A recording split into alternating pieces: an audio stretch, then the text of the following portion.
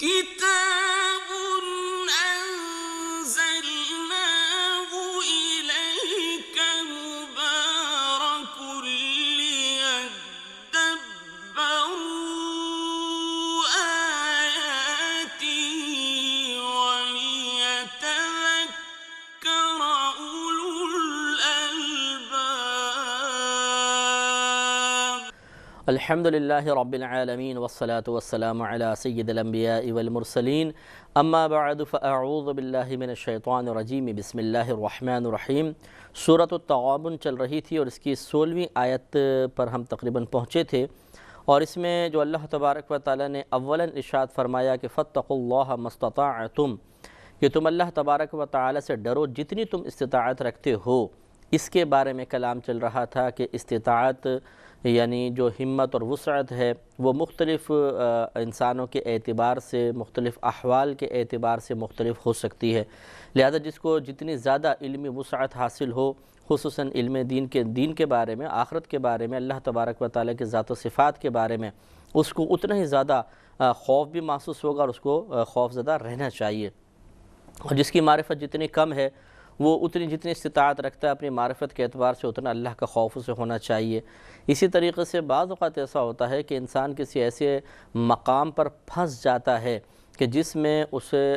مطلب خوف کی ظاہری علامات اختیار کرنا مشکل ہو جاتا ہے۔ مثلا خوف خدا کا تقاضا یہ ہے کہ انسان کوئی خطا نہ کرے۔ اب لیکن بعض اوقات ایسا ہوتا ہے، مثال کے طور پہ ایک افسر ہے، وہ کسی کی غیبت کر رہا ہے، برائی کر رہا ہے، اور اس کو یقین ہے کہ اگر میں اس کو افسر کو روکوں گا، یہ اس مقام سے اٹھ کر چلے جاؤں گا تو یہ ناراض ہو جائے گا، سیخ پا ہو جائے گا اور مجھے بہت سارے فائدوں سے محروم کرے گا یا نقصانات کا سامنا کرنا پڑے گا۔ اس وقت نبی کریم صلی اللہ علیہ وسلم کا یہ فرمان بہت ہی بہترین رہنمائی فراہم کرتا ہے کہ اگر کسی مقام پہ گناہ ہو رہا ہو اور کوئی اس جگہ موجود ہے اور دل میں اس کو برا جان رہا ہے تو وہ ایسا ہے جیسے وہاں موجود ہی نہیں۔ اب ایک مجبوری کی صورت ہے، کیا کرے انسان؟ ایسے اگر آپ لانگ روٹ پہ جا رہے ہوں یا ویسی جو ویگن بسوں میں سفر کرتے ہیں وہ جانتے ہیں کہ بعض اوقات بس میں ویگن میں گانے چلا دیے جاتے ہیں۔ اب ایک آدمی پسند نہیں کر رہا کہ گانے ہوں، شرعاً ممنوع ہے، فحش اشعار ہیں، میوزک بھی ہے، اب وہ کیا کرے؟ یا تو وہ اتر جائے، اچھا اترے تو پھر دوسری بس ویگن اس میں بھی یہی ہے، تیسرے میں چڑھے گا اس میں بھی یہ ہے، تو کیا کرے گا؟ تو یہاں پر اب یہ نہیں ہے کہ جو بیٹھا رہے تو اسے کہا جائے گا کہ جی حضرت آپ کے چہرے پہ داڑھی، آپ بالکل خوف خدا نہیں رکھتے ہیں، گانے چل رہے ہیں اور آپ بیٹھے ہوئے ہیں۔ یہاں پر اب جتنا استطاعت ہے، اس کی ہمت ہے، وہ اللہ کا خوف دل میں رکھے، یعنی دل میں ڈرتا رہے، کراہت کے ساتھ وہ بیٹھے، یعنی دل میں ناپسندیدگی رکھے، توجہ کے ساتھ نہ سنے، کان میں آواز آئے وہ ایک الگ بات ہے، باہر دیکھنے کی کوشش کرے یا ذکر الہی کرے، درود شریف پڑھے، کسی بھی طریقے سے توجہ کو ہٹانے کی کوشش کرے تو انشاءاللہ اس کو بہت ہی ثواب ملے گا۔ لیکن ضمناً یہ بات عرض کر دوں کہ اگر بالفرض باوجود ان تمام کوششوں کے طبیعت کو ایک حظ، ایک مزہ، ایک لذت حاصل ہو رہی ہو، کیونکہ یہ ہوتا ہے کہ طبیعت چاہے کتنی کراہت کرے لیکن اگر میوزک وغیرہ چل رہا ہے تو ایک نشاط سا پیدا ہوتا ہے، اسی لیے اس کو سننا، گانے وغیرہ سننا، میوزک سننا منع رکھا ہے کہ یہ دل میں نفاق کو پیدا کرتا ہے، غفلت کو پیدا کرتا ہے، اللہ کی طرف سے توجہ ہٹتی ہے۔ تو اس لیے اگر اس قسم کی دل میں کراہت رکھنے کے باوجود پھر بھی نفس پسند کر رہا ہو یا طبیعت کو اچھا لگ رہا ہو تو یہ انشاءاللہ اللہ کی طرف سے معاف ہوگا۔ اسی طریقے سے بہت ساری اس کی مثالیں ہیں، ہم خلاصہ کلام یہی کرتے ہیں کہ جتنا انسان اللہ کے خوف کی علامات کو اختیار کر سکتا ہو، اللہ کا خوف دل میں رکھ سکتا ہو، اسے چاہیے کہ اللہ سے ڈرتا رہے۔ وَاسْمَعُوا، اور تم غور سے سنو، یعنی نبی کریم صلی اللہ علیہ وسلم کے فرمان کو غور سے سنو، وَأَطِيعُوا، اور حکم مانو، اطاعت کرو، اللہ کا حکم مانو، اس کے رسول کریم صلی اللہ علیہ وسلم کا حکم مانو، جن کو اللہ نے تم پر حاکم مقرر کیا ان کا حکم مانو۔ اس میں حاکم اسلام بھی آ جائے گا، یا گورنمنٹ جو قانون بناتی ہے یا جو بھی حکم دیتی ہے جو دائرہ شریعت میں ہو، شریعت کے بالکل خلاف نہ ہو، ان سب میں اطاعت واجب ہے۔ اسی طریقے سے بیوی کو شوہر کی اطاعت واجب ہے جب تک وہ اللہ تبارک و تعالیٰ کے احکام کے مطابق حکم دے، شریعت کے دائرے میں رہ کر حکم دے۔ اسی طرح اولاد کو اپنے والدین کی اطاعت، چھوٹے بھائی بہنوں کو بڑے بھائی بہنوں کی اطاعت، استاد کی، پیر کی، شیخ کی اطاعت، عالم اور مفتی کی اطاعت، یہ عوام کے لیے ضروری ہے۔ وَأَنفِقُوا اور تم خرچ کرو خَيْرًا لِأَنفُسِكُمْ اور اللہ کے راہ میں خرچ کرو اپنے یہ بہتر ہے یعنی اپنی ذات کی بہتری کے لیے تم اللہ تعالیٰ کے راہ میں خرچ کرو۔ كتاب أنزلناه إليك مبارك ليدبروا آياته وليتذكر أولو الألباب كتاب أنزلناه إليك مبارك ليدبروا آياته وليتذكر أولو الألباب۔ گویا کہ اگر ہم اللہ تبارک و تعالیٰ کے راستے میں کچھ خرچ کرتے ہیں، انفاق فی سبیل اللہ جس کو کہا جاتا ہے، تو اس میں کوئی اللہ تبارک و تعالیٰ کو فائدہ نہیں ہوتا، وہ اس کا محتاج نہیں، حاجت مند نہیں، وہ تو بے پرواہ بے نیاز ہے، اس کا فائدہ ہماری ہی ذات کو پہنچتا ہے۔ لیکن اللہ تبارک و تعالیٰ کی بڑی شان ہے، بڑا کرم ہے کہ اس نے ابھی اگلی آیات میں آپ دیکھیے گا کہ اسی نے مال دیا، اس کی راہ میں اگر خرچ کریں گے فائدہ ہمیں پہنچے گا، لیکن اللہ تبارک و تعالیٰ اسے اپنے لیے ایک قرض قرار دے رہا ہے، اور جب انسان قرض لیتا ہے تو وہ لوٹانا بھی ہوتا ہے۔ یہ اشارہ فرما رہا ہے آگے اگلے آیات میں اللہ تبارک و تعالیٰ کہ جو تم اللہ کے راہ میں اسی کے دیے ہوئے سے خرچ کرو گے، اللہ تعالیٰ تمہیں ضرور اس کا بدلہ عطا فرمائے گا۔ چنانچہ وَأَنفِقُوا اور خرچ کرو خَيْرًا لِأَنفُسِكُمْ اپنے فائدے کے لیے تم خرچ کرو۔ وَمَنْ یوق جو اپنی جان کے لالچ سے وَمَنْ یوق شُحَّ نَفْسِهِ جو اپنی جان کے لالچ سے بچایا گیا فَأُولَئِكَ هُمُ الْمُفْلِحُونَ تو وہی فلاح پانے والے ہیں۔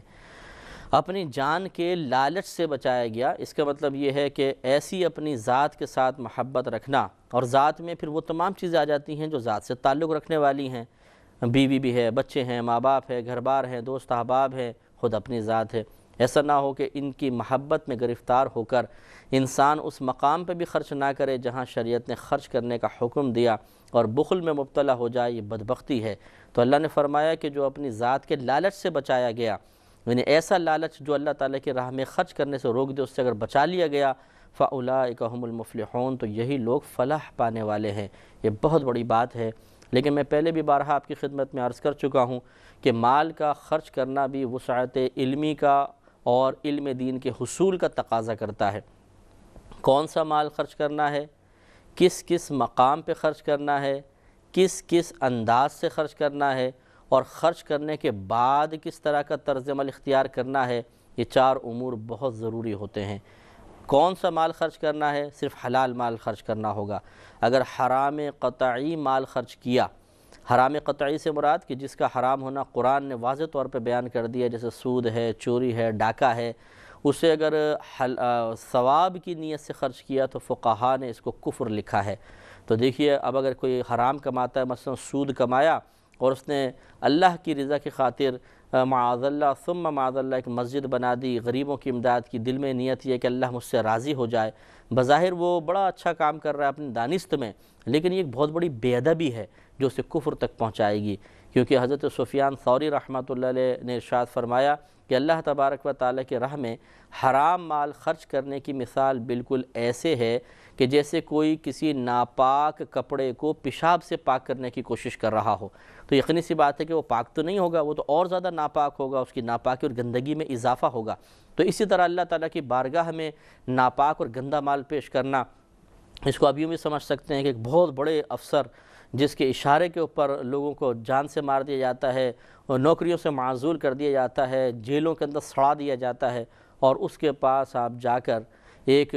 خوبصورت سے ڈبے کے اندر ایک تحفہ پیش کریں، لیکن وہ تحفہ کیا ہو، آپ گندگی اٹھا کے اس میں ڈال دیں، اوپر سے اچھی طرح پیک کر کے اس کو دیں، وہ کھولے تو بدبو اور گندگی، تو بتائیے کہ یہ بے ادبی ہے کہ نہیں؟ اس پر انعام ملے گا یا سزا؟ تو اسی طریقے سے جو یہ سڑا ہوا گندا اور حرام مال ہے، اسے اللہ کے راہ میں دینے کا مطلب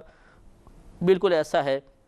جیسے بارگاہ الہی میں گندی چیز کو پیش کر دینا، اور یہ بے ادبی کفر تک پہنچائے گی۔ تو اس لیے حلال مال ہی خرچ کرنا ہوگا۔ کس کس جگہ خرچ کرنا ہے یہ بھی بڑا علم کا تقاضا کرتا ہے۔ سب سے پہلے یہ دیکھیں کہ اللہ تعالیٰ اور اس کے رسول نے کہاں کہاں خرچ کرنے کا حکم دیا۔ مثلا زکوٰۃ ہے، فطرہ ہے، قربانی ہے، حج ہے، اس کے علاوہ پھر بیوی بچوں کے نان نفقے مقرر کیے ہیں، جو محتاج لوگ ہیں ان کے پھر نان نفقے مقرر کیے ہیں۔ یہ سب آپ کو جاننا ہوگا کہ کہاں کہاں مجھے خرچ کرنا ہے اور کتنی کتنی مقدار میں خرچ کرنا ہے، یہ بھی ضروری ہوتا ہے۔ مثلا زکوٰۃ کس طرح نکالنی ہے، کتنی مقدار میں نکالنی ہے، کس کس مال پہ زکوٰۃ بنے گی اور کس طریقے سے مجھے اس کو ادا کرنا ہے، اور ادا کرنے کے بعد پھر کیا کیا احتیاطیں کرنی ہیں۔ اللہ تبارک و تعالیٰ نے واضح طور پہ قرآن میں ارشاد فرمایا کہ لا تبطلوا صدقاتکم بالمن والاذی، کہ اپنے صدقات کو احسان جتا کر اور اذیت پہنچا کر ضائع مت کرو، یہ ضائع ہو جاتے ہیں۔ احسان جتا کر مثلا آپ نے بعد میں کسی کو کوئی زکوٰۃ وغیرہ دے کے کاروبار کروا دیا، قرضہ اتار دیا مثلا، اب وہ کبھی ملتا ہے تو آپ 10 کے سامنے احسان جتاتے ہیں اس کے اوپر کہ تم وہی تھے نا جو قرضوں کے اندر بال بال تمہارا گرفتار تھا، میں نے تمہیں نکالا ہے، یہ احسان ہے۔ كتاب أنزلناه إليك مبارك ليدبروا آياته وليتذكر أولو الألباب كتاب أنزلناه إليك مبارك ليدبروا آياته وليتذكر أولو الألباب۔ اور دل آزاری کا سبب بننا، جیسے یوں براہ راست احسان نہ جتائیں، لیکن جیسے محفل میں بیٹھے میرے رشتہ داروں کے پاس، تو اگر کوئی شخص کسی کی مالی امداد کی ہے، وہ آیا تو بیٹھے رہے، دوسرے کوئی آیا تو کھڑے ہو رہے ہیں، لیکن وہ آیا تو چھوڑو جی، اس کو تو ہم نے امداد کی ہے، یہ ہمارے لیے کھڑا ہو، ہم کیوں اس کے لیے کھڑے ہوں۔ اور اسی طریقے سے اگر وہ بیٹھا ہوا ہے، سب سے ہاتھ ملایا، اس کو نظر انداز کر دیا یا آخر میں ہاتھ ملایا، یہ اذیت پہنچانا ہے۔ اس کا مطلب ہے کہ آپ نے جو اس کے ساتھ اچھا سلوک کیا تھا، جو احسان کیا تھا، اس کی بنا پر آپ نے اسے حقیر اور کمتر سمجھنا شروع کر دیا، اس کی عزت نفس مجروح کرنا اپنے لیے حلال سمجھ لیا، حالانکہ یہ تو جائز نہیں ہے۔ تو اس سے بھی صدقات انسان کے ضائع ہو جاتے ہیں۔ تو اس لیے بہت ہی ضروری ہے کہ انسان اس کا علم سیکھے، یا پھر مال خرچ کرنے سے پہلے کسی سے اچھی معلومات حاصل کر لے۔ کوئی آپ کے قریب میں کوئی عالم دین ہو، مفتی ہوں، ان سے آپ معلوم کریں کہ مجھے کس انداز سے خرچ کرنا ہے، کس کس مال میں سے خرچ کرنا ہے، کتنا خرچ کرنا ہے، اور کیا کیا میں عمل کروں کہ میرا یہ ذخیرہ، مال کا ذخیرہ آخرت میں مجھے اچھے انداز سے مل جائے، یہ بہت ضروری ہے۔ آگے ارشاد فرمایا کہ ان تقرضوا اللہ قرضا حسنا، اگر تم اللہ تبارک و تعالی کو اچھا قرض دو گے، یضاعفہ لکم، تو وہ تمہارے لیے اس کو 2 گنا کر دے گا، ویغفر لکم، اور تمہیں بخش دے گا، واللہ شکور حلیم، اور اللہ تبارک و تعالی قدر فرمانے والا، حلم والا ہے، بردباری والا ہے، قوت برداشت رکھنے والا ہے۔ تو یہ اللہ تبارک و تعالیٰ کی طرف سے بہت ہی بڑی کرم نوازی کہ اس نے ہی ہمیں مال دیا، پھر اگر اس کو مال کو ہم اللہ کے راہ میں خرچ کریں تو اس کو قرض حسنہ سے تعبیر کیا، اچھا قرض۔ اور آپ کو پتہ ہے قرض لوٹایا جاتا ہے، اور لوٹانے کا بہترین انداز یہ ہوتا ہے کہ جتنا لیا ہے اس سے زیادہ دے دیا جائے، بشرطے کہ مشروط نہ ہو۔ اگر مالی معاملہ کرتے ہوئے مثلا آپ نے 1 لاکھ روپے کسی کو قرضہ دیا اور اسی وقت مشروط ٹھہرا لیا کہ آپ مجھے 1,15,000 واپس کریں گے، تو یہ تو سود بنے گا۔ لیکن اگر آپ نے 1 لاکھ دی اور فرمایا کہ چلو ٹھیک ہے 1 مہینے بعد مجھے 1 لاکھ واپس کر دینا،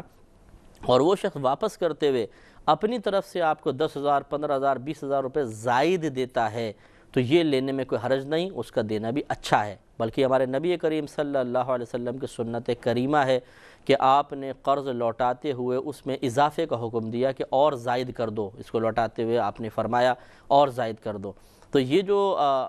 قرض لوٹانے کی ایک صورت ہے، یہ مستحب اور اچھی صورت ہے کہ جتنا آپ نے لیا اس کے سے زائد کو مشروط نہ ٹھہرایا جائے، اپنی مرضی سے آپ تھوڑا سا زائد دے دیں۔ تو یقینی سی بات ہے کہ اللہ تبارک و تعالی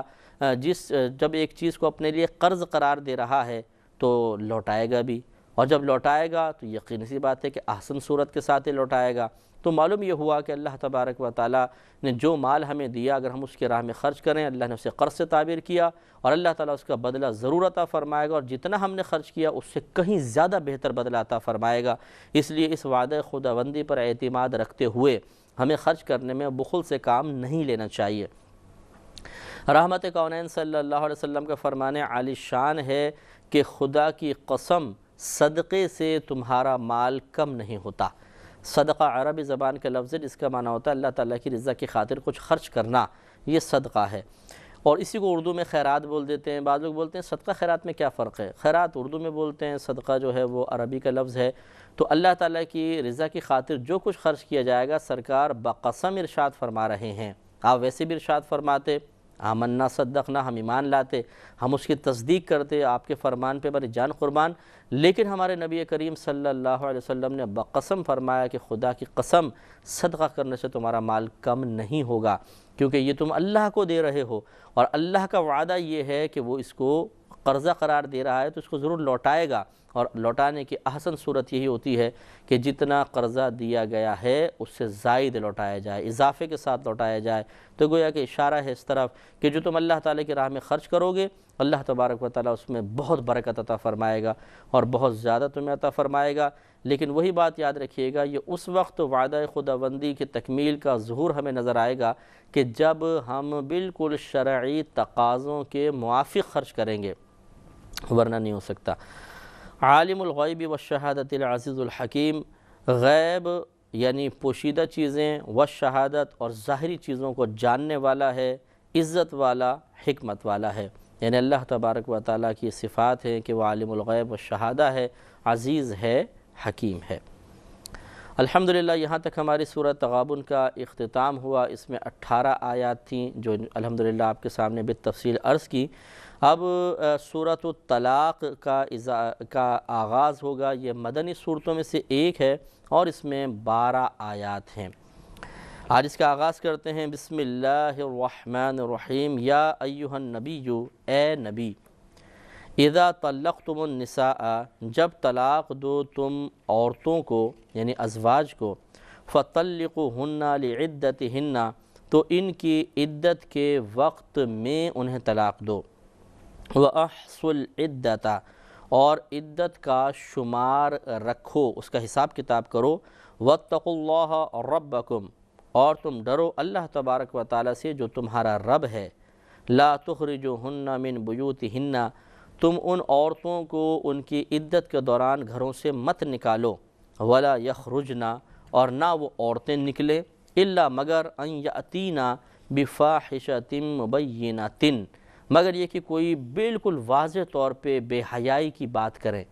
یعنی کوئی غلط کام، زنا وغیرہ خدا نخواستہ کر دیں تو ان کو باہر نکالا جائے گا، کیونکہ حدود وغیرہ جاری کرنی ہے، ورنہ ان کو گھروں سے باہر نہ نکالو۔ وَتِلْكَ حُدُودُ اللَّهِ، یہ اللہ تبارک و تعالیٰ کی حدیں ہیں۔ وَمَن يَتَعَدَّ حُدُودَ اللَّهِ، اور جو اللہ تبارک و تعالیٰ کی حدود سے آگے بڑھے، فَقَدْ ظَلَمَ نَفْسَهُ، تو بے شک اس نے اپنی جان پر ظلم کیا۔ تو اس میں اللہ تبارک و تعالیٰ نے کئی احکامات بیان فرمائے ہیں۔ ایک تو فرمایا کہ یا ایھا النبی اذا طلقتم النساء فطلقوهن لعدتهن، اے نبی جب آپ ازواج میں سے کسی کو طلاق دینا چاہیں تو انہیں ان کی عدت کے وقت میں طلاق دیں۔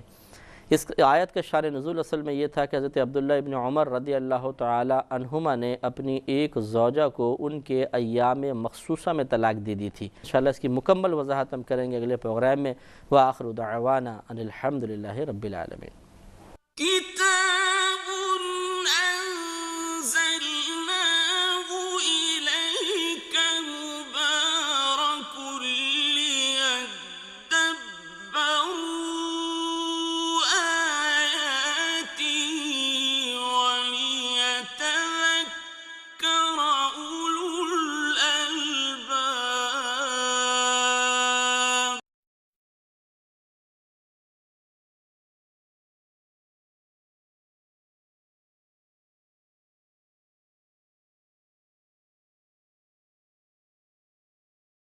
كتاب أنزلناه إليك مبارك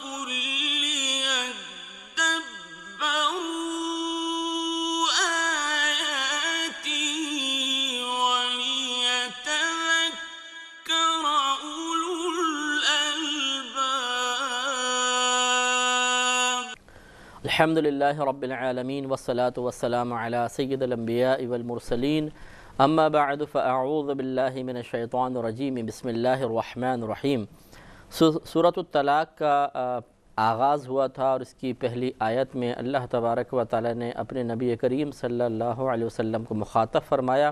اور احکام امت کے لیے بیان فرمائے۔ یا ایھا النبی، اے نبی، آپ گویا کہ اپنی امت سے فرما دیجئے اذا طلقتم النساء، کہ جب تم طلاق دو عورتوں کو، فطلقوہن لعدتہن، تو طلاق دو تم انہیں ان کی عدت کے وقت میں۔ جیسے کہ پچھلے پروگرام میں آپ کو بتایا تھا کہ حضرت عبداللہ ابن عمر رضی اللہ تعالی عنہما نے اپنی زوجہ کو ایام مخصوصہ میں طلاق دے دی تھی، تو اس پہ نبی کریم صلی اللہ علیہ وسلم نے اظہار غضب فرمایا اور رجوع کا حکم دیا تھا، اور پھر فرمایا کہ آپ پاکی کے ایام میں انہیں طلاق دیں، اسی کا یہ حکم پھر نازل ہوا۔ اس میں تھوڑی سی تفصیل ہے۔ پہلے ایک بات یاد رکھیے کہ ایک عورت ہوتی ہے جس کو کہا جاتا ہے غیر مدخول بہا،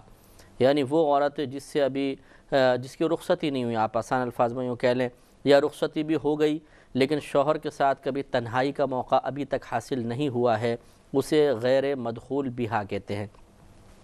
اور جس کی رخصتی ہو گئی، شوہر کے ساتھ اسے تنہائی کا موقع ملا، یا جو میاں بیوی کا تعلق ہے قائم ہو گیا، تو اسے کہتے ہیں مدخول بہا۔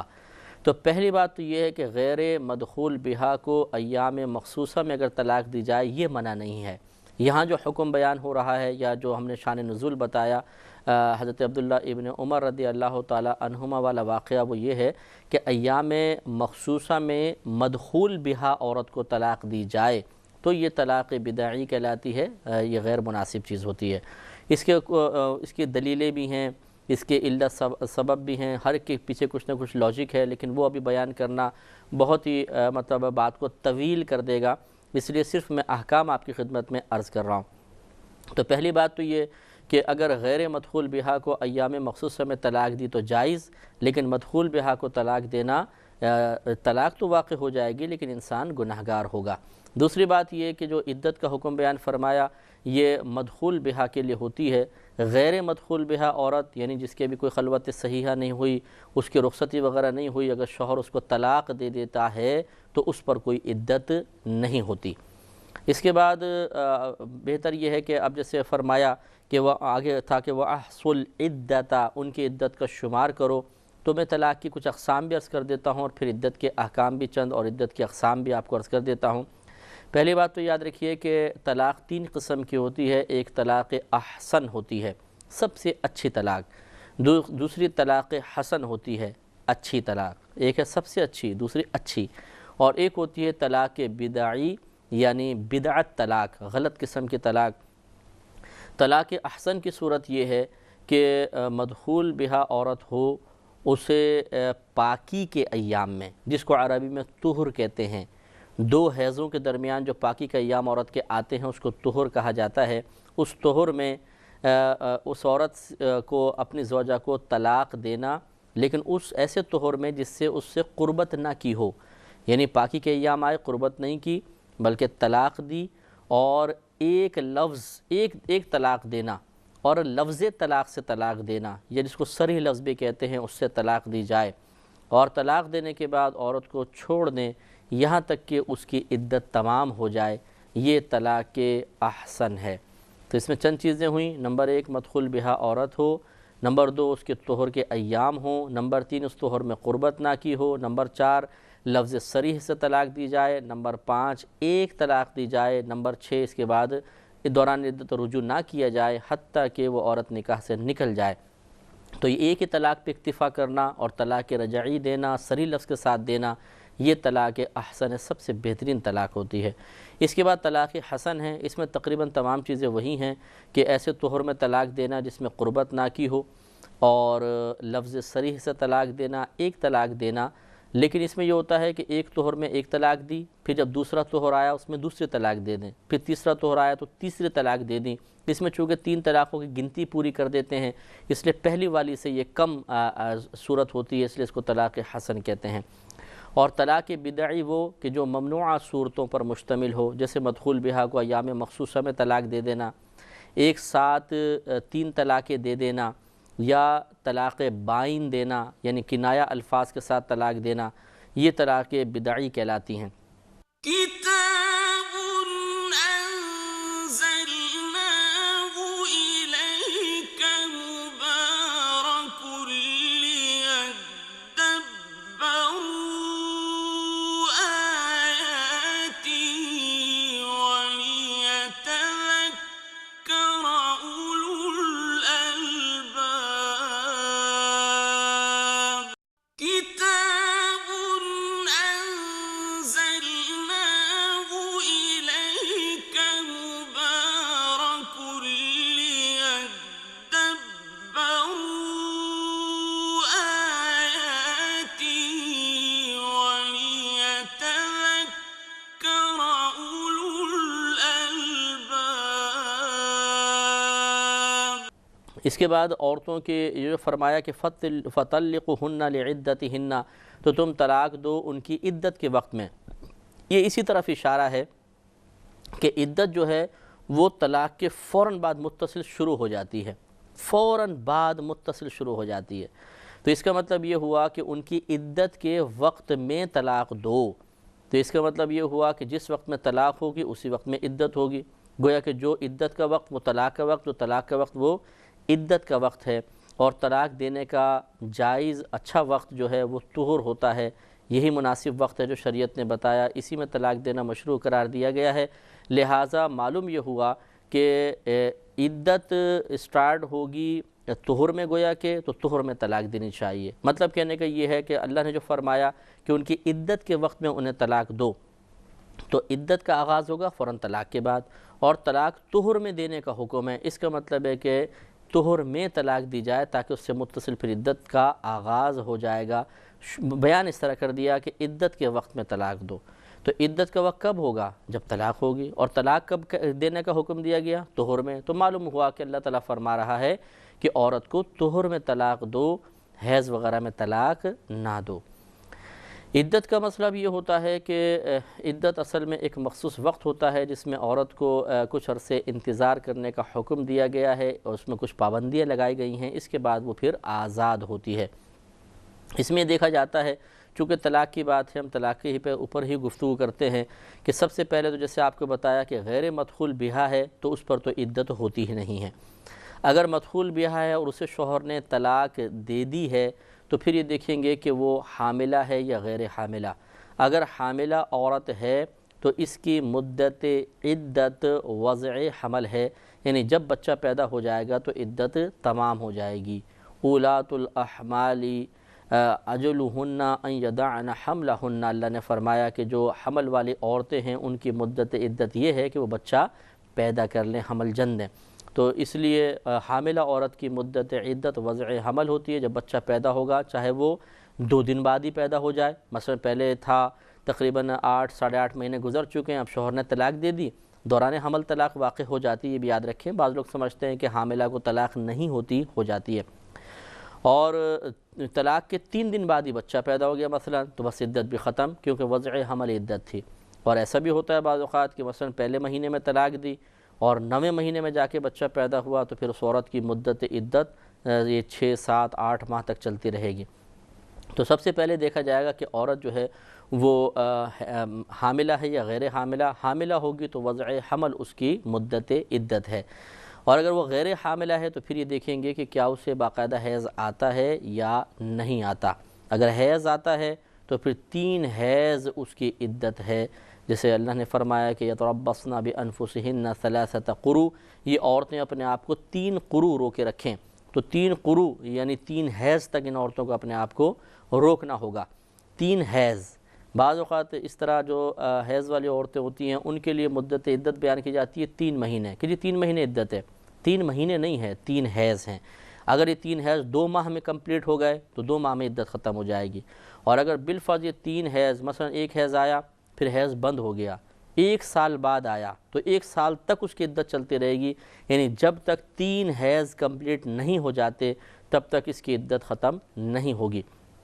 اب وہ چاہے 3 مہینے میں ہوں، چاہے 2 مہینے میں ہوں، چاہے سال میں 3 حیض پورے ہوں، اس کی عدت چلے گی۔ اور وہ عورتیں کہ جنہیں حیض نہیں آتا، جیسے مثلا نابالغہ ہے اور بالفرض سے دخول ہو چکا ہو، یا آئسہ جس کو کہتے ہیں 55 سال کی عمر کی عورت کی، اس کے بارے میں فقہا نے فرمایا وہ حیض سے مایوس ہو جاتی ہے، اس لیے اس کو آئسہ کہتے ہیں۔ ان کی مدت عدت 3 ماہ ہوتی ہے، جیسے قرآن میں اللہ نے بیان فرمایا کہ 3 مہینے تک یہ اپنی عدت گزاریں گی، تو ان کا شمار دنوں کے ساتھ ہوتا ہے۔ جس دن مرد نے طلاق دی متصل عدت شروع ہو جائے گی، وہ وقت نوٹ کر لیا جائے، اور مکمل جب 3 ماہ کمپلیٹ ہو جائیں تو عدت کو تمام کہیں گے۔ تو یہ اللہ نے فرمایا کہ اذا طلقتم النساء، کہ جب تم عورتوں کو طلاق دو، فطلقوهن لعدتهن، تو انہیں ان کی عدت کے وقت میں طلاق دو، یعنی پاکی کے ایام میں طلاق دو، واحصوا العدۃ، اور عدت کو شمار کرو، یعنی باقاعدہ اس کا حساب و کتاب کرو، جیسے کہ آپ کو تفصیل سے عرض کیا۔ واتقوا اللہ ربکم، اور اپنے رب اللہ تعالیٰ یعنی اپنے رب سے ڈرو۔ لا تخرجوهن من بیوتهن، اور نہ نکالو انہیں ان کے گھروں سے، یعنی دوران عدت ان عورتوں کو اپنے گھروں سے نہ نکالو۔ اب یہاں سے کچھ عدت کے احکام کی طرف اشارہ فرمایا۔ یاد رکھیں کہ جب شوہر طلاق دیتا ہے تو اس پر بیوی کو رہائش فراہم کرنا واجب ہے، تو عورت اسی شوہر کے گھر میں عدت گزارے گی، لیکن وہ چونکہ مطلب ایک اپنائیت تو ہوتی ہے میاں بیوی کے اندر، اگر طلاق ہو بھی جائے پھر بھی گناہ میں مبتلا ہونے کا اندیشہ ہے، لیکن یہ اس صورت میں ہے کہ جب مثال کے طور پہ 3 طلاقیں دی ہوں، اگر 1 یا 2 رجعی طلاق دی ہیں، یعنی لفظ صریح سے، لفظ طلاق سے طلاق دے دیں، تو پھر کوئی حرج نہیں ہے کہ وہ آپ سامنے بھی آ جائیں، اور بلکہ بہتر ہوتا ہے کہ طلاق رجعی کے بعد عورت رجوع کی کوشش کرے، مرد رجوع کی کوشش کرے تاکہ ملاپ ہو جائے۔ لیکن بالفرض اگر 3 طلاقیں دے دی ہیں تو عورت اسی گھر میں عدت گزارے گی، لیکن کہیں پہ سیپریٹ روم میں، ایسا کہ وہ اپنے حفاظت کر سکے اور کسی گناہ کے اندر مبتلا نہ ہو۔ ہاں اگر گناہ میں مبتلا ہونے کا اندیشہ ہو، صحیح اندیشہ، یا جیسے لڑائی جھگڑے ہو جاتے ہیں تو سسرال والے اس لڑکی کو رہنے نہیں دیتے، نکل جاؤ یہاں سے، اب طلاق دے دی چلے جاؤ، تو پھر مجبوری ہے، پھر وہ اپنے میکے یا جو قریب ترین گھر ہو اس میں جا کر عدت گزارے گی۔ لیکن بہرحال اللہ تعالیٰ نے دیکھیں شوہروں کو حکم دیا کہ ان عورتوں کو عدت کے دوران اپنے گھروں سے نہ نکالو، گویا کہ شوہر کو اپنے گھر میں ہی اس عورت کو عدت پوری کروانا لازم ہے، اور دوران عدت وہ اس کو نان نفقہ فراہم کرے گا، اس کا تمام خرچہ وغیرہ دے گا جو شریعت نے مقرر کیا ہے، اور پھر وہ عورت اپنے گھر کو واپس جائے گی۔ كتاب أنزلناه إليك مبارك ليدبروا آياته وليتذكر أولو الألباب كتاب أنزلناه إليك مبارك ليدبروا آياته وليتذكر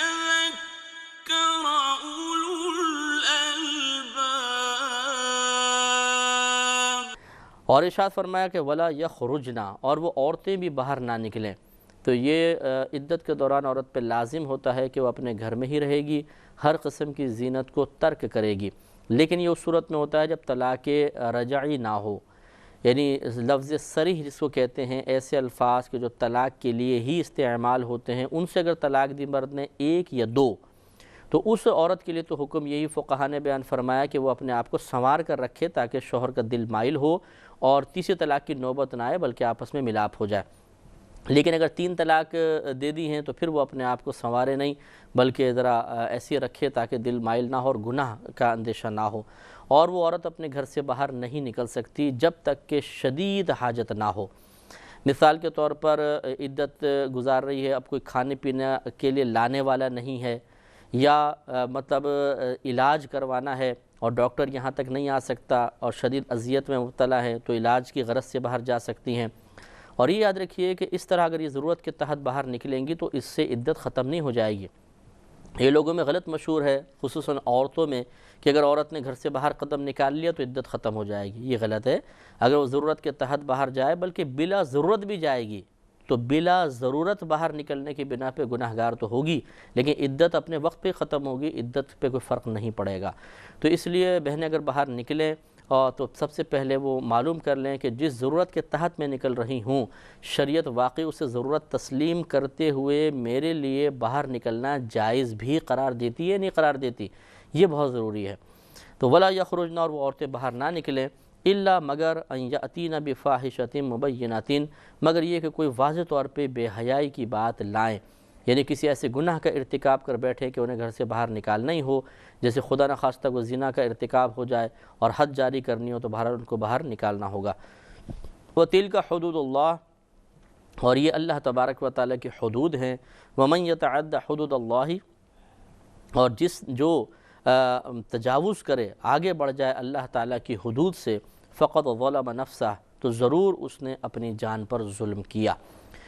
کیونکہ دنیا میں بھی نقصان اٹھائے گا اور آخرت میں بھی نقصان اٹھائے گا۔ اس سے وہ ماں باپ بھی عبرت حاصل کریں کہ جب بچی بیوہ ہو جاتی ہے یا شوہر نے طلاق دے دی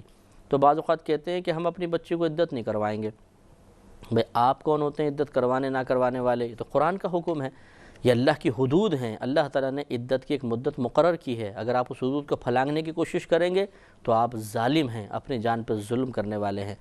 بعض اوقات یہ بھی جاہلانہ منظر دیکھے گئے ہیں کہ اگر شوہر جیسے فوت ہو گیا تو بولتے ہیں کہ یہ لڑکی کو جنازے کے ساتھ 40 قدم چلوا دو تو عدت ختم ہو جائے گی۔ لا حول ولا قوت، یہ کہاں سے بے سروپا اور خود ساختہ مسئلہ نکال لیا کہ اور لڑکی باہر ایک تو نکلنا گناہ، پھر جنازے کے ساتھ چلنا اس کا گناہ، اتنے کثیر مرد حضرات، اور پھر عدت کو ختم کروا دینا۔ تو عدت واجب ہے، اسے اگر نہیں کریں گے تو گناہگار ہوں گے، اور یہ اللہ کی طرف سے مقرر شدہ ہے، اس میں بندوں کی رائے کا دخل نہیں ہے کہ ہم کروانا چاہتے ہیں یا نہیں کروانا چاہتے، یہ تو پوری کرنی ہی ہوگی ورنہ منع ہے، سخت گناہگار بھی ہوں گے۔ آگے ارشاد فرمایا کہ لا تدری، تمہیں نہیں معلوم، لعل اللہ یحدث بعد ذلک امرا، کہ اس کے بعد کوئی نیا حکم بھیج دے، تو اس لیے اللہ تبارک و تعالیٰ کی حدود کی پیروی کرو۔ جیسے کہ زمانہ جاہلیت میں تھا کہ پہلے جب عورت کا شوہر مثلا فوت ہو جاتا تھا تو پورے 1 سال تک عدت گزارتی تھی۔ اللہ تعالیٰ نے اس حکم میں ترمیم فرمائی اور اس طرح کے احکام بیان فرمائے، اور پھر یہ اشارہ اسی طرف فرما دیا کہ ہو سکتا ہے اللہ تبارک و تعالیٰ کی مرضی ہے پچھلے حکم کو منسوخ کرے اور اگلا حکم بھیج دے۔ آگے ارشاد فرمایا کہ فَإِذَا بَلَغْنَا أَجَلَهُنَّ، تو جب وہ اپنی میعاد تک پہنچنے کے قریب ہو جائیں، یعنی عورتوں کی عدت پوری ہونے لگے، فَأَمْسِكُهُنَّ بِمَعْرُوفٍ، تو انہیں بھلائی کے ساتھ روک لو، أَوْ فَارِقُوهُنَّ بِمَعْرُوفٍ، یا بھلائی کے ساتھ جدا کر دو۔ تو یہ اب مزید اس میں ایک تھوڑی سی تفصیل میں اور عرض کرنا چاہوں گا کہ طلاق 2 طرح کی ہوتی ہے، ایک طلاق صریح، یا یہ کر لیں طلاق رجعی اور طلاق بائن۔ طلاق رجعی تو وہ طلاق ہوتی ہے کہ ایسے الفاظ سے طلاق دی گئی ہو کہ جو الفاظ طلاق کے لیے ہی استعمال ہوتے ہیں، جیسے ہمارے لفظ طلاق، کہ اگر شوہر زوجہ سے کہتا ہے جا میں نے تجھے طلاق دی تو کوئی بھی نہیں سمجھتا کہ کوئی اور معنی لے رہا ہے، اس سے جو طلاق واقع ہوگی اس کو طلاق رجعی کہتے ہیں۔ اور اگر کسی ایسے لفظ سے طلاق دی جو طلاق کے لیے مخصوص نہیں بلکہ اور کئی معانی میں بھی مستعمل ہے، استعمال کیا جاتا ہے، تو اسے لفظ کنایہ کہتے ہیں، اور اس سے جو طلاق واقع ہوگی وہ طلاق بائن ہوگی۔ جیسے شوہر کہے کہ طلاق کی نیت سے جا، نکل جا، اور غصے میں کہے، یا مطلب عورت مطالبہ کر رہی تھی مجھے طلاق دے، تو اس نے کہا جاؤ، پھر نکل جاؤ، تو یہ نیت طلاق کے ساتھ اگر کہتا ہے مثلا الفاظ کنایہ کے ساتھ، تو یہ طلاق بائن پڑتی ہے۔ فرق یہ ہوتا ہے کہ طلاق رجعی میں عدت کے دوران شوہر بغیر نکاح کے رجوع کر سکتا ہے، اس کو انشاءاللہ ہم احکام کو بیان کریں گے لیکن اگلے پروگرام میں۔ وآخر دعوانا ان الحمد للہ رب العالمین۔ كتاب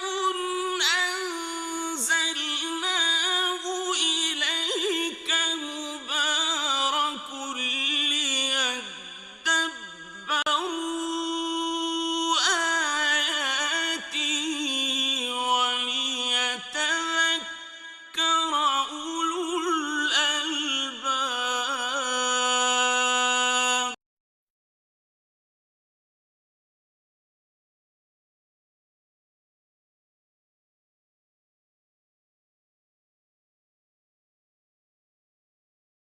كتاب أنزلناه إليك مبارك ليدبروا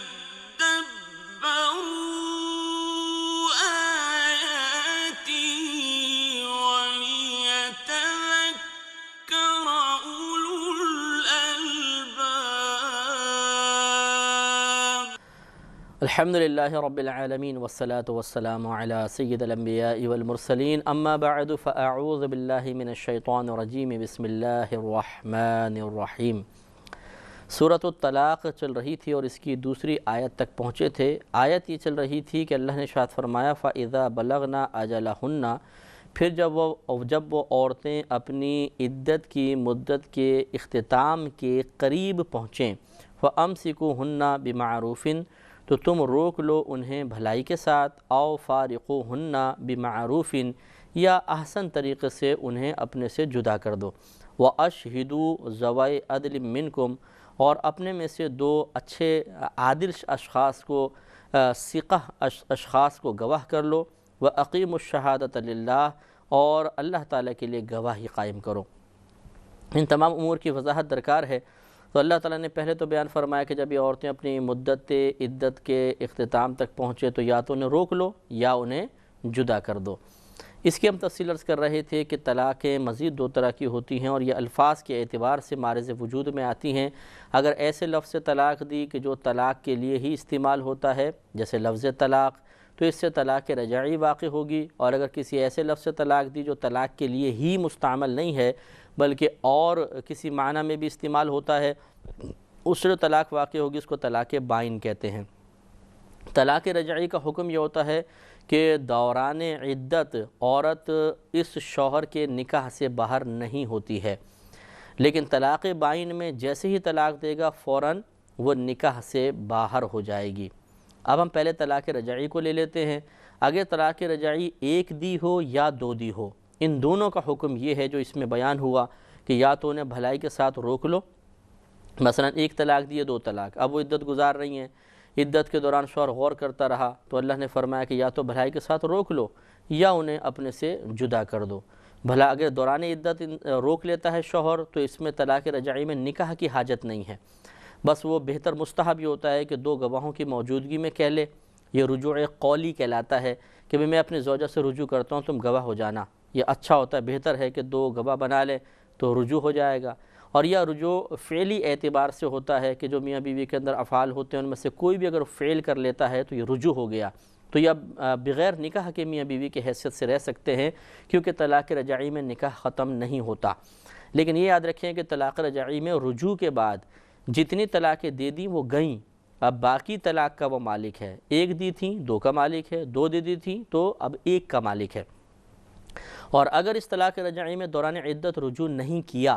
تو پھر وہ عدت کے اختتام کے بعد عورت اس کے نکاح سے باہر ہو جاتی ہے۔ اب اس میں دیکھیں گے کہ اگر ایک طلاق دی تھی نکاح سے باہر ہو گئی، اب اگر رجوع کرنا چاہتا ہے نکاح کے ساتھ کر سکتا ہے۔ اگر دو طلاقیں دی تھیں نکاح سے باہر ہو گئی یعنی عدت کے دوران رجوع نہیں کیا، اب بھی نکاح کر سکتا ہے، اور اس کا حکم بھی وہ ہوگا اگر ایک کے بعد نکاح کیا ہے تو دو کا مالک رہا، دو کے بعد نکاح کیا ہے تو ایک کا مالک رہا۔ لیکن اگر یہ طلاق رجعی تین دے دی جائیں، یعنی طلاق رجعی سے مراد یہاں پر وہ ہے کہ لفظ صریح سے تین طلاقیں دے دی جائیں، کیونکہ اس میں رجوع تو نہیں ہو سکتا، ایک دی دو دی یا تین دی تو یہ طلاق رجعی کہلاتی ہیں۔ لیکن جب تین طلاقیں دے دی جائیں لفظ صریح سے تو فوراً نکاح سے نکل جائے گی، اور اس میں اب بغیر حلالہ کے رجوع نہیں ہو سکتا۔ تین طلاق اگر ایک ساتھ دے دے، چاہے لفظ طلاق سے دے، میں نے طلاق دی، میں نے تجھے طلاق دیتا ہوں، طلاق دیتا ہوں، طلاق دیتا ہوں، مثلا اگر کہا تو تین طلاقیں یا وقفے سے دیں، تینوں طلاقیں ہو جائیں گی، اور اس سے بھی طلاق بائن پڑتی ہے۔ حقیقتاً وہ طلاق رجعی نہیں ہوتی کہ انسان وہ رجوع کر سکے، ہم لفظ صریح کے اعتبار سے میں اس کو رجعی سے تعبیر کر رہا ہوں، تو اس میں اب تین طلاقوں کے بعد بغیر حلالہ کے رجوع نہیں ہو سکتا۔ تو یہاں جو صورت گویا کے بیان کی کہ فَامْسِكُوهُنَّ بِمَعْرُوفٍ، تو انہیں اچھائی کے بھلائی کے ساتھ روک لو، یعنی ضرر کا ارادہ نہ ہو، محبت پیار سے ان کو روکو، او فارقوهن بمعروف، یا اچھے انداز سے ان کو جدا کر دو، یعنی ان کا مہر وغیرہ پورا ادا کر کے جو مطالبہ بنتا ہو کسی بھی چیز کا وہ دے کر رخصت کر دو۔ یہ کس صورت میں ہوگا کہ جب رجعی طلاق ایک دی ہو یا دو دی ہوں، تب یہ صورت ہو سکتی ہے۔ تین میں تو مرد کو اختیاری نہیں ہے نہ رجوع کا اور نہ چھوڑنے کا، خود بخود ہی وہ باہر نکل جاتی ہے۔ اب آ جائیں طلاق بائن پر۔ اگر طلاق بائن ایک دی ہے یا دو دی ہے، دونوں صورتوں میں، اور لڑکی نکاح سے تو ایک سے ہی نکل جاتی ہے، تو دوران عدت بھی وہ نکاح سے رجوع کر سکتا ہے، اور اگر عدت گزر گئی تب بھی وہ نکاح کے ذریعے رجوع کر سکتا ہے، اور حکم وہی ہوگا۔ ایک طلاق کے بعد رجوع کیا تو 2 طلاقوں کا مالک رہے گا، 2 طلاقوں کے بعد رجوع کیا تو 1 طلاق کا مالک رہے گا، اور اگر طلاق بائن 3 دے دی ہیں، 3 کی نیت کر لی ہے اس نے، تو پھر وہ لڑکی بالکل پہلے ہی طلاق بائن سے نکاح سے نکلی اور 3 چونکہ طلاقیں دی ہیں تو اب بغیر حلالہ کے رجوع ممکن نہیں ہے۔ تو یہ صورت جو یہاں بنتی ہے وہ یہ بھی ہو سکتی ہے کہ وہ 1 طلاق بائن دے یا 2 طلاق بائن دے اور پھر رجوع کر لے، مطلب آخر میں اس کو روک لے نکاح کے ذریعے، یا پھر چھوڑ دے اس کو، یعنی رجوع ہی نہ کرے، تو یہ بھی ہو سکتا ہے۔ تو اس پوری تفصیل ذرا ذہن میں رکھ لیں۔ اور جو آگے بیان فرمایا کہ وَأَشْهِدُوا ذَوَيْ عَدْلٍ مِّنْكُمْ، اور اپنوں میں سے 2 عادل اشخاص کو گواہ کر لو۔ عادل اسے کہتے ہیں کہ جس کا ظاہر بالکل شرع کے موافق ہو، نمازی پرہیزگار ہو، اور مرد ہے اگر ہیں تو چہرے پہ داڑھی وغیرہ بھی ہو، مثلا باشرع جس کو ہم کہتے ہیں، ایسے افراد کو گواہ بنا لو۔ لیکن یہ گواہ بنانا کوئی فرض واجب نہیں ہے، بلکہ یہ مستحب ہے کہ اچھا ہے، تاکہ وہ 2 آدمی اس معاملے کی گواہی دے سکیں۔ وَأَقِيمُوا الشَّهَادَةَ لِلَّهِ، اور اللہ کے لیے گواہی قائم کرو، کہ اس میں فاسد ارادہ نہ ہو، بلکہ اللہ تبارک و تعالیٰ کے لیے گواہی قائم کرنی چاہیے۔ ذَلِكُمْ يُوعَظُ بِهِ، یہ ہے جس کے ذریعے نصیحت کی جاتی ہے، من اس شخص کو کانا یؤمن باللہ والیوم الآخر، جو اللہ تبارک و تعالیٰ اور یوم آخر یعنی قیامت پر ایمان رکھتا ہے۔ كتاب أنزلناه إليك مبارك ليدبروا آياته وليتذكر أولو الألباب كتاب أنزلناه إليك مبارك ليدبروا آياته وليتذكر أولو الألباب۔ تو معلوم یہ ہوا کہ ان چیزوں پر توجہ صاحب ایمان ہی کریں گے، انہی کے لیے نصیحت ہے، تو ہمیں ان تمام امور پہ اچھی طرح توجہ کرنی چاہیے۔ طلاق کے مسائل کچھ پیچیدہ ہوتے ہیں، تفصیل طلب ہوتے ہیں، یقینی سی بات اس قلیل ترین وقت میں مکمل تفصیل سے بیان کرنے کی گنجائش تو نہیں ہے، تو جتنی باتیں ذہن میں رہیں بہت اچھا ہے، ورنہ یہ ضرور یاد رکھیے گا کہ جو شادی شدہ حضرات ہیں، چاہے وہ بہنیں ہوں چاہے بھائی ہوں، انہیں چاہیے کہ یہ طلاق کے مسائل سیکھیں، ضروری مسائل ضرور ان کے ذہن میں ہونے چاہیے، تاکہ خدا نخواستہ لا علمی کی بنا پر ایسا نہ ہو کہ زبان سے الفاظ طلاق ادا ہو جائیں، جدائی ہو جائے، اور پھر انسان گناہ کا مرتکب ہوتا رہے، کیونکہ یہ بھی کیسز سامنے آئے ہیں کہ جدائی ہو گئی، بالکل اب ان کا ملاپ جائز نہیں تھا، اور 15 سال 20 سال سے وہ ایک ساتھ زندگی گزار رہے ہیں۔ یہ بہت ہی خطرناک صورتحال ہوتی ہے، اور اکثر لا علمی کی وجہ سے معرض وجود میں آتی ہے، اس پر توجہ کرنی چاہیے۔ آگے اللہ تبارک و تعالی نے متقین حضرات کے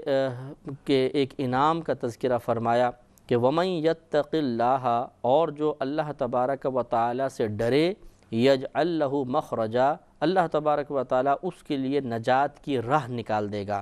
وَيَرْزُقْهُ مِنْ حَيْثُ لَا يَحْتَسِبْ، اور اسے وہاں سے رزق عطا فرمائے گا کہ اس کے وہم و گمان میں بھی نہیں ہوگا۔ 2 بشارتیں اس میں پوشیدہ ہیں۔ نمبر 1 کہ اگر کوئی اللہ تبارک و تعالیٰ سے حقیقی طور پہ خوفزدہ رہے گا تو اللہ تعالیٰ ہر مسئلے میں جس میں اس کے لیے دشواری ہے، تنگی ہے، اس سے باہر نکلنے کا ایک راستہ عطا فرما دے گا، اور دوسری بات کہ اسے ایسے مقام سے رزق عطا فرمائے گا، ایسے مقام سے اس کی امداد اور تائید ہوگی کہ اس کے وہم و گمان میں بھی نہیں ہوگا۔ تو سب سے پہلے تو صفت تقوی سے اتصاف ضروری ہے، یعنی صفت تقوی اپنے اندر انسان پیدا کرے تو یہ انعام حاصل ہوگا نا۔ تو صفت تقوی جو جس کے پاس ہوتی ہے اس کو متقی کہتے ہیں، اور متقی خالی یہ نہیں ہے کہ غریبوں کو کھانا کھلا دیا، نماز پڑھ لی اور کچھ مدارس میں چندہ دے دیا تو ہم کہتے ہیں جی یہ متقی ہیں، بلکہ تقوی صحیح طور پہ یوں یاد رکھیں آسان الفاظ میں کہ اللہ تبارک و تعالیٰ نے جو کچھ ہم پہ فرض اور واجب قرار دیا اسے ادا کرنا اس کی مکمل شرائط کے ساتھ، اور جن چیزوں سے بچنے کا حکم دیا ان سے بچنا، یہ ہے اصل میں تقوی۔ اور اس کو آسان کر لیں کہ ہر قسم کے صغیرہ کبیرہ گناہ سے بچنے کا نام تقوی ہے۔ تو یقینی سی بات ہے کہ عبادات کا ارتکاب کریں گے تو بھی صغیرہ کبیرہ گناہ سے بچیں گے، کیونکہ نماز کا قضا کرنا گناہ، نماز ادا کریں گے تو کبیرہ گناہ سے بچ گئے۔ اور اسی طرح جو جن چیزوں سے بچنے کا حکم دیا ہے اگر ان کو کریں گے تو کبیرہ یا صغیرہ گناہ کا وجود پیدا ہوگا۔ لہٰذا معلوم یہ ہوا کہ اگر ہم اتنا بھی خلاصہ نکال لیں کہ انسان جو ہر صغیرہ کبیرہ ظاہری باطنی گناہ سے اپنے آپ کو بچا رہا ہو وہ متقی ہے، تو یہ تقوی کا ایک صحیح تصور ہمارے ذہن میں قائم ہوگا۔ اور یہ عوامی تقوی ہوتا ہے کہ عبادات کو ادا کرنا، برائی سے روکنا، پھر تقوی کے اور مدارج اور اس کے درجات ہوتے ہیں۔ جتنا زیادہ انسان احتیاط کرتا چلا جائے گا وہ متقین کی اتنی ہی اعلیٰ فہرستوں میں شامل ہوتا چلا جائے گا۔ تو جو تقوی اختیار کرے اللہ تبارک و تعالی ہر مشکل سے نکلنے کے لیے کوئی نہ کوئی حل، کوئی نہ کوئی راستہ اس کو بتا دیتا ہے۔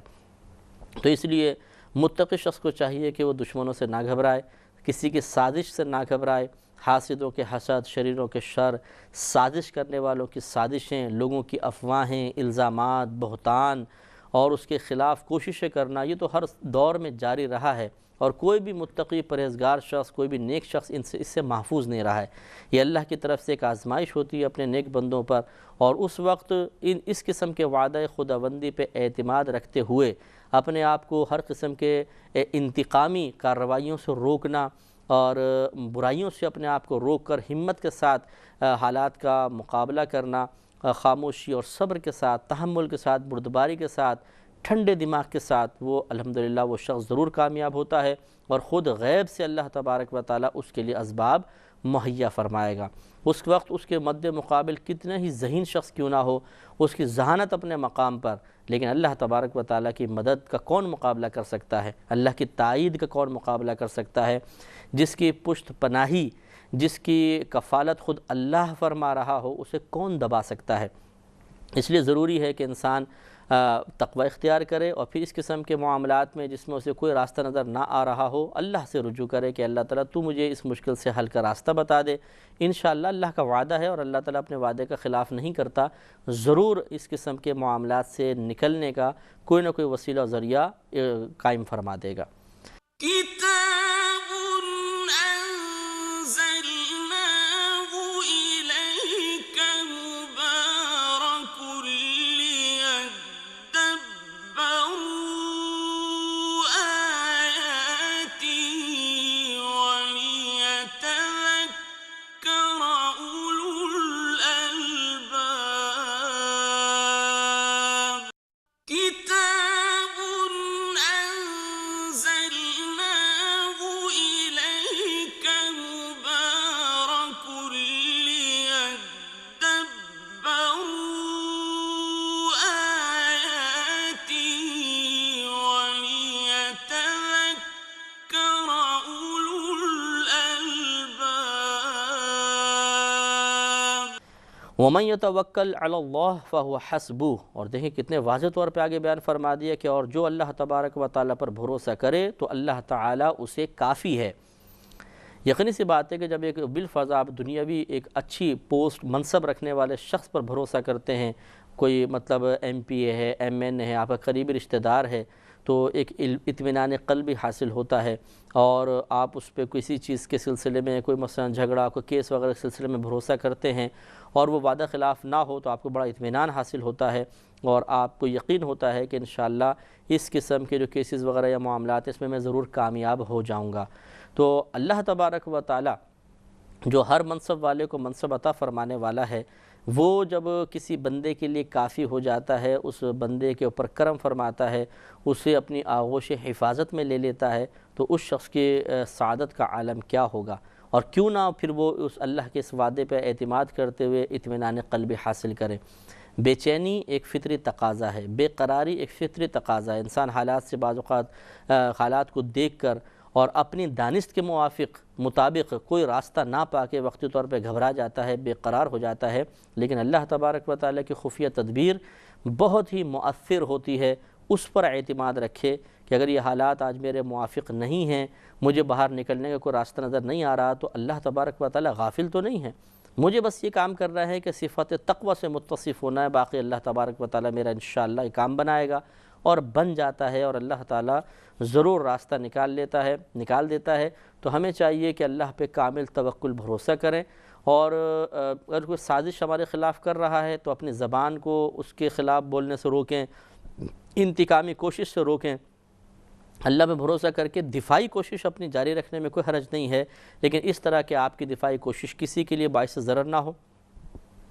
دل آزاری کا سبب نہ بنے، کوئی غیبت چغلی میں مبتلا نہ ہو، احتیاط کے ساتھ کریں گے تو انشاءاللہ اللہ تعالیٰ ضرور اس سے باہر نکلنے کا راستہ بتائے گا۔ ان اللہ بالغ امرہ، بے شک اللہ تبارک و تعالیٰ اپنے کام کو پورا کرنے والا ہے،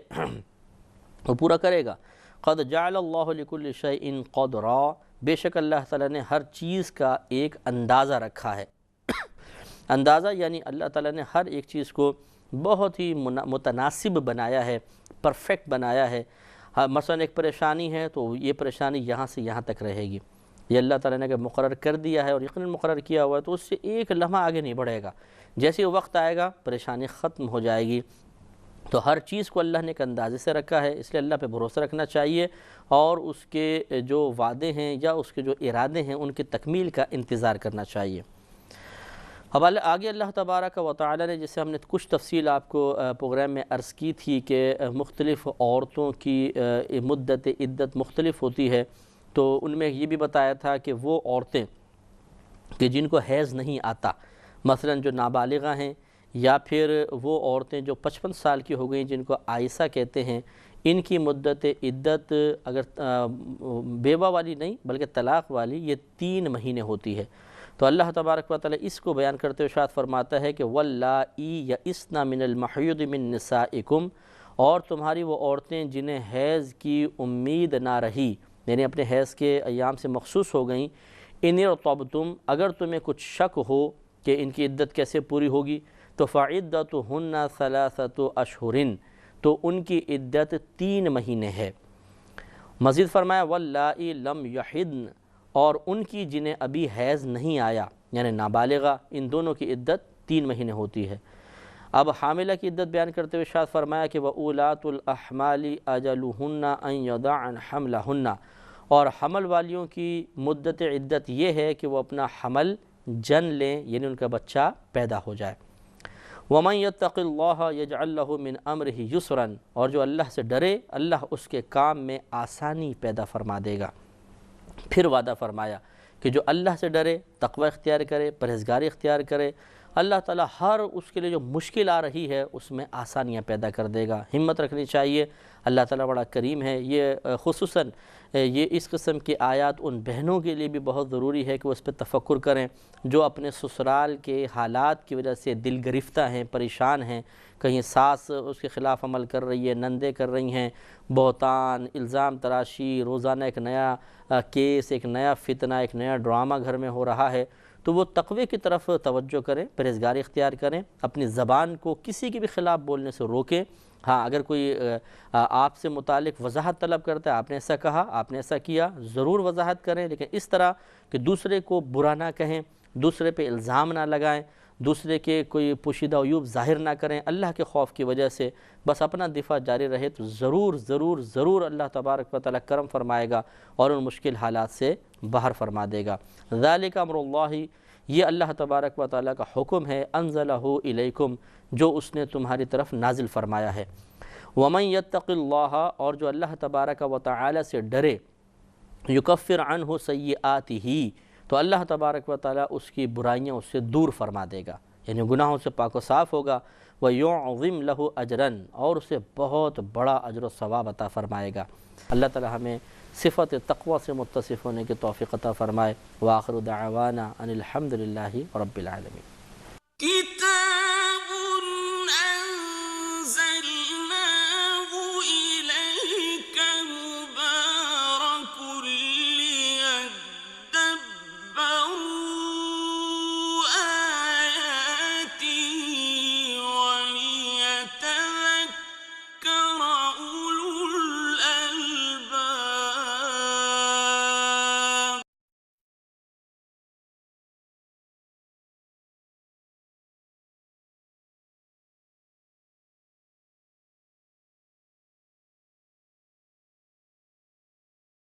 كتاب أنزلناه إليك مبارك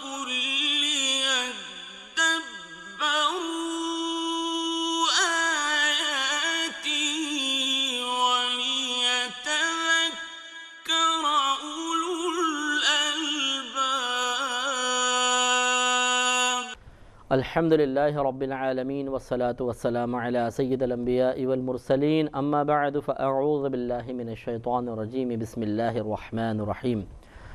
سورۃ الطلاق چل رہی تھی اور اس کی 5ویں آیت تک ہم پہنچے تھے۔ اللہ تبارک و تعالی نے اس 5ویں آیت میں ایک مضمون کو مقرر ذکر فرمایا تھا کہ جو اللہ تبارک و تعالی سے ڈرے گا تو اللہ تبارک و تعالی اس سے اس کی برائیوں کو دور فرما دے گا،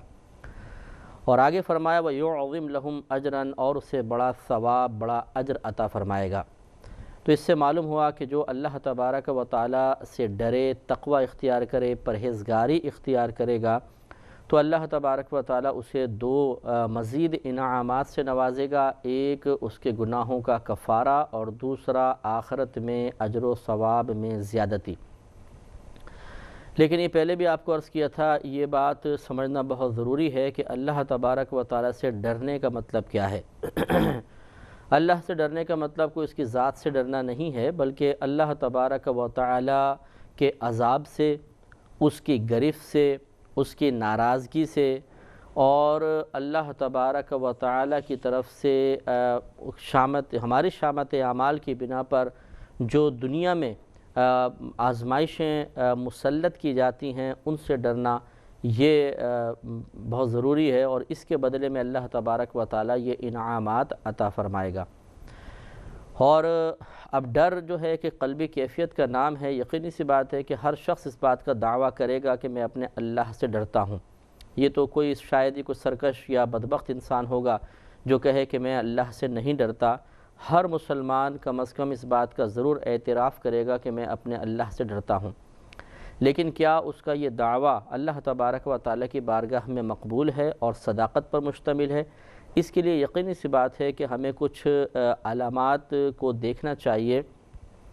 کچھ اپنے اندر نشانیوں کو تلاش کرنا چاہیے کہ ہمارا دعویٰ دلیل کے ساتھ ہے، بمع دلیل ہے یا بلا دلیل ہے۔ تو اللہ تعالیٰ کی بارگاہ میں دعوی بلا دلیل، یعنی بغیر دلیل کے کوئی دعویٰ یہ اللہ کی